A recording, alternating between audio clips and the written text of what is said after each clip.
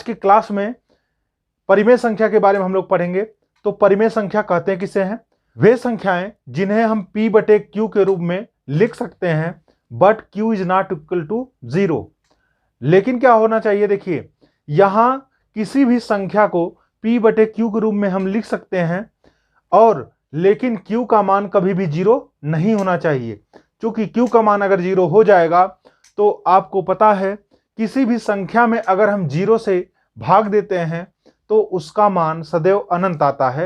इसलिए वे संख्याएं जिसे p बटे q के रूप में या अंश बटे हर के रूप में व्यक्त किया जा सके but q is not equal to 0 या हर इज नॉट इक्वल टू 0, अर्थात हर का मान 0 के बराबर नहीं होना चाहिए या p बटे q में q का मान 0 के बराबर नहीं होना चाहिए। वे संख्याएं जिसे हम p बटे q के रूप में व्यक्त कर सकते हो लेकिन जो है q का मान क्या होना चाहिए, 0 के बराबर नहीं होना चाहिए।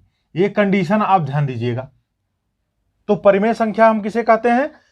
वे संख्याएं जिसे हम p बटे q के रूप में लिख सकें but q is not equal to 0, या इसको ऐसे भी कह सकते हैं वे संख्याएं जिसे हम अंश बटे हर के रूप में लिख सकें बट हर इज नॉट इक्वल टू 0, लेकिन जो है हर का मान जो है 0 के बराबर नहीं होना चाहिए।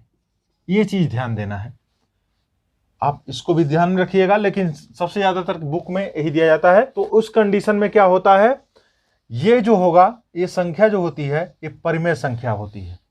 ठीक है, एग्जाम्पल के तौर पे देखेंगे, जैसे 4 हो गया, 2 बटे 3 हो गया, 7 बटे 18 हो गया, -3 बटे 5 हो गया, करणी में 16 हो गया, या 1 बटे करणी में 25 हो गया।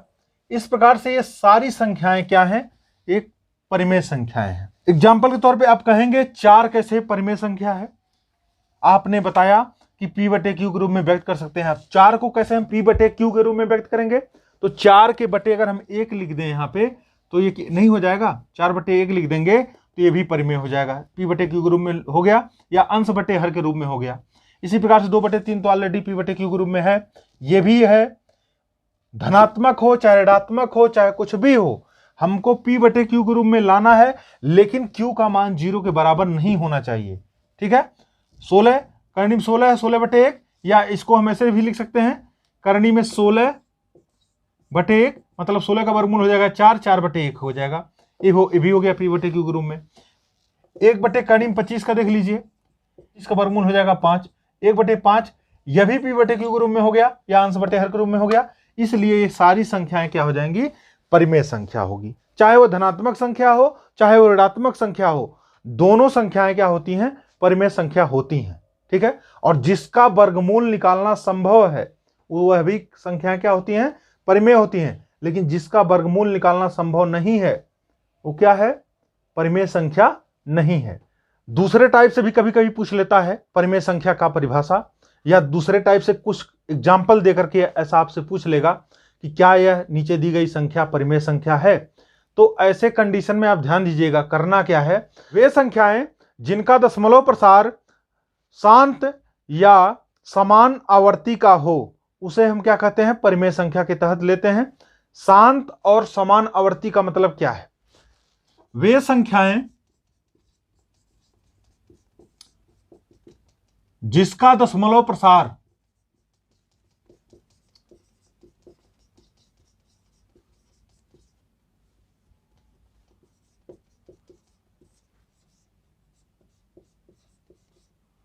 शांत या समान आवर्ती का हो।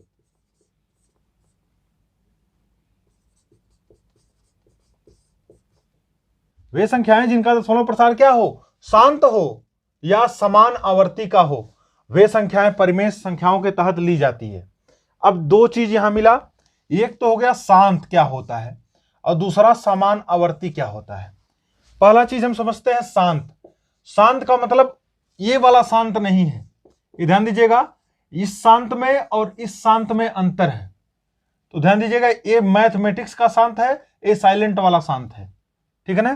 तो इसको ध्यान दीजिएगा, इस शांत का मतलब क्या होता है? इस शांत का मतलब है किसी भी भिन्न के अंश में हर से भाग देने पर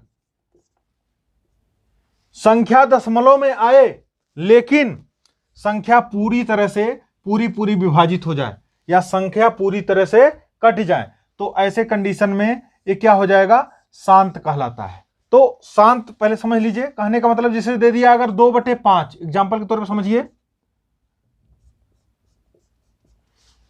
यहां देखिए एग्जांपल के तौर पे अगर दे दिया 2/5, 2/5 का मतलब क्या है? अगर हम हमेशा हर से अंश में भाग देते हैं, अंश ए है, हर ए है, अर्थात देखिए यहां 2 में भाग देंगे 5 से, तो भाग नहीं जाएगा, 0 बढ़ाएंगे, दशमलव लगाएंगे, 0 बढ़ाएंगे, 5 चौके 20 हो गया, ये हो गया कैंसिल। कहने का मतलब ये पूरा क्या हो जाना चाहिए? विभाजित हो जाना चाहिए, अर्थात इसका मान क्या हो गया? 0.4 आ गया। जैसे सपोज दैट अगर 1/2 दे दिया, दूसरा एग्जांपल देख लीजिए, 1/2 दे दिया, तो इसमें भी क्या करेंगे? एक में हम 2 से भाग देंगे, तो यहां क्या हो जाएगा? दशमलव लगाएंगे, 0 बढ़ाएंगे, 2 5 हो जाएगा 10, ये हो गया पूरा कैंसिल। तो इस प्रकार से जितने भी आएंगे तो उसको हम क्या कहते हैं? शांत कहते हैं। दशमलव प्रसार जो होगा उसका शांत होगा। शांत का मतलब पूरा विभाजित हो जाए, शांत का मतलब समझ गए। अब आते हैं समान आवर्ती का। समान आवर्ती क्या चीज होता है? तो ध्यान दीजिएगा, समान आवर्ती का मतलब है यह है कि अंश में हर से भाग देने पर कोई भी संख्या दशमलव के बाद जो आ रही है वो क्रमवार समान आवर्ती का मतलब, अगर मान लीजिए 1 2 3 आ रहा है भाग देने पर, किसी हर से अंश में भाग देने पर अगर 1 2 3 आ रहा है तो 1 2 3 1 2 3 1 2 3 इस टाइप से लगातार यही आना चाहिए आगे तक, तो ये क्या है? समान आवर्ती कहलाता है। मतलब समान आवर्ती का मतलब समान आवृत्ति से कोई संख्या आ रही हो, जैसे 1 2 3 1 2 3 या 4 4 संख्या या 2 2 संख्या हो, इस प्रकार से अगर संख्या आती है तो क्या है? ये समान आवर्ती का होता है। तो ये दोनों कंडीशन में आप ध्यान दीजिएगा कि अगर समान आवर्ती वाली संख्या हो और दशमलव प्रसार क्या हो? शांत हो, तो ऐसे कंडीशन में क्या होगा? इस प्रकार के दशमलव प्रसार परिमेय होंगे, जो शांत आए मतलब पूरा विभाजित हो जाए, या समान आवर्ती आए मतलब कोई संख्या क्रमवार लगातार आए, चाहे 2 2 अंक हो, चाहे 3 3 अंक हो, चाहे 4 4 अंक हो, कोई भी संख्या अगर कंटिन्यू लगातार आ रही है तो इस प्रकार से क्या हो जाएगा? ये संख्याएं जो हैं परिमेय संख्या के तहत आएगी। यदि a तथा b कोई 2 परिमेय संख्या हो तो a प्लस बी क्या होगा? a माइनस बी क्या होगा? a इंटू बी क्या होगा? और a डिवाइडेड बाई b क्या होगा? या a बटे b क्या होगा? या a to the power b क्या होगा? ऐसे कंडीशन में आप ध्यान दीजिएगा, देखेंगे यदि एग्जाम में पूछा जाता है ऐसा, यदि a तथा b कोई 2 परिमेय संख्याएं हो तो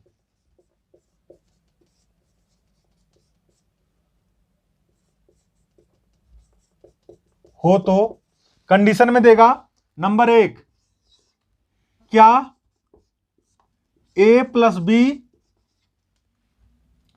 परिमेय होगा?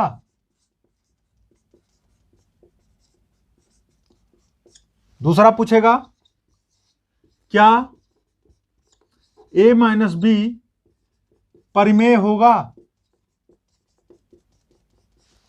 तीसरा पूछेगा क्या a गुणे b परिमेय होगा? चौथा पूछेगा क्या a भागा b या a बटे b परिमेय होगा?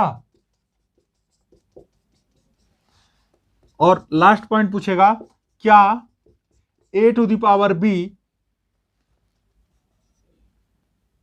परिमेय होगा? तो ध्यान दीजिए यहां पर क्या पूछ रहा है, यदि a तथा b कोई 2 परिमेय संख्याएं हैं तो कंडीशन क्या दे रहा है? क्या a प्लस बी परिमेय होगा? तो आप ध्यान दीजिए, यदि a भी परिमेय है और b भी परिमेय है तो a प्लस बी परिमेय होगा कि नहीं होगा, अर्थात दो परिमेय संख्याओं का योगफल सदैव परिमेय होता है, ये ध्यान दीजिएगा। तो हो जाएगा यस। नेक्स्ट क्या है, क्या a माइनस बी परिमेय होगा, तो इसको भी हम क्या करेंगे, a माइनस बी परिमेय होगा कि नहीं होगा। तो ध्यान दीजिएगा, यदि a का मान क्या है, परिमेय है, b भी परिमेय है, तो a माइनस अर्थात परिमेय संख्या में से परिमेय संख्या घटाते हैं तो यह भी क्या होगा, परिमेय होगा, इसलिए भी क्या हो जाएगा, यस। इसी प्रकार से यदि परिमेय संख्या का गुणा परिमेय संख्या के साथ करते हैं तो नेक्स्ट संख्या जो प्राप्त होती है वह परिमेय ही प्राप्त होती है। ठीक है, अगला है, अगर हम किसी संख्या में परिमेय से परिमेय में भाग दें तो इसका मान क्या प्राप्त होता है, अपरिमेय प्राप्त होता है, अर्थात परिमेय यह नहीं होगा, अर्थात यह हो जाएगा नो। इसी प्रकार से यदि किसी परिमेय के घात में परिमेय हो तो इसका मान सदैव अपरिमेय प्राप्त होता है, इसलिए इसका क्या हो जाएगा, नो। तो ध्यान दीजिएगा, यदि परिमेय संख्या में परिमेय संख्या को जोड़ते हैं तो उसको जोड़ने पर वह परिमेय संख्या आती है, घटाते हैं तभी परिमेय आती है, गुणा करते हैं तभी परिमेय आती है, लेकिन भाग देते हैं तो परिमेय नहीं, अपरिमेय आती है। अगर किसी संख्या के ऊपर घात होती है तो ऐसे कंडीशन में भी परिमेय नहीं आती है, अर्थात अपरिमेय आती है। कुछ ऐसी संख्याएं होंगी जो आपको परिमेय वहां पे आएगी, लेकिन जब तक सभी संख्याएं परिमेय नहीं आएंगी तब तक कथन जो है सेटिस्फाई नहीं होगा। तो यह हो गया आपका, यदि a प्लस बी कोई दो परिमेय संख्याएं हों तो ऐसे कंडीशन में a प्लस बी सदैव परिमेय होगा, यस लिखेंगे। a माइनस बी सदैव परिमेय होगा, इसको भी यस लिखेंगे। a इंटू बी सदैव परिमेय होगा, इसको भी यस लिखेंगे। a भागा b या a बटे b एक अपरिमेय होगा, इसलिए नो लिखेंगे। और a to the power b यह भी क्या होगा, अपरिमेय होगा, इसलिए इसको भी नो लिखेंगे। यहां मैं कुछ संख्याओं को बोर्ड पे लिखूंगा और आप लोगों को बताना है कौन सी संख्या परिमेय है और कौन सी संख्या अपरिमेय है, इसको पहचानना है। ठीक है, तो यहां हम नोट में लिख देते हैं परिमेय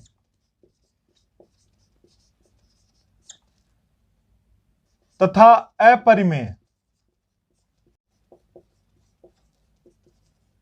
संख्याओं को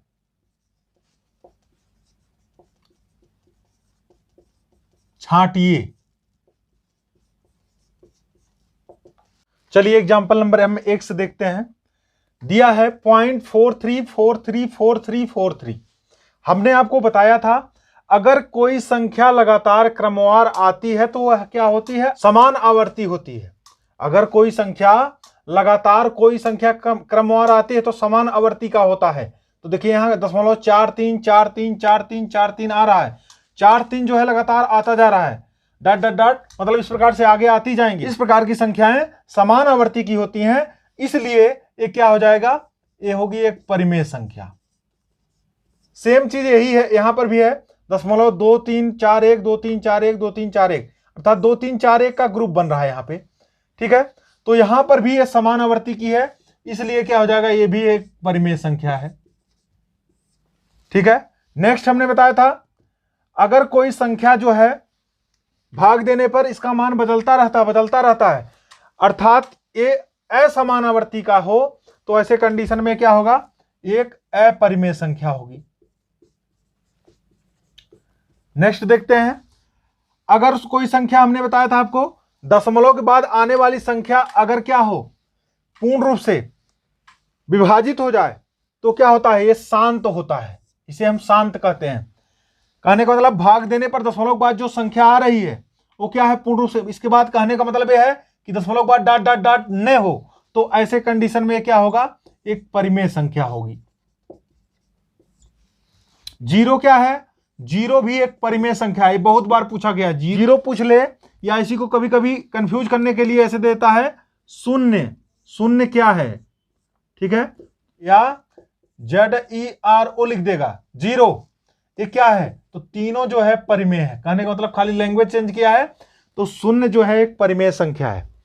अब देखिए ये पाई बहुत बार पूछा गया है, पाई का मान क्या होता है, पाई एक क्या है, परिमेय है क्या परिमेय है। तो ध्यान दीजिएगा, पाई का मान होता है 22/7, ठीक है, 22/7 के बराबर नहीं होता है, के समतुल्य होता है, के लगभग बराबर होता है। कहने का मतलब, तो यहां ध्यान दीजिएगा, पाई एक क्या है, अपरिमेय संख्या है, जबकि इसी का मान जो है 22/7 जो है, यह एक क्या है, परिमेय संख्या है। ये ध्यान दीजिएगा, ये बहुत बार एग्जाम में पूछा है, पाई क्या है, परिमेय है कि अपरिमेय है, तो पाई एक अपरिमेय संख्या है, क्योंकि पाई का मान जो है फिक्स हम निकाल नहीं सकते हैं। इसी प्रकार से ई का मान पूछ लेता है कभी कभी, तो ई क्या है, ई फॉर होता है एक्सपोनेंशियल सीरीज, ई का मान होता है 2.71, ठीक है।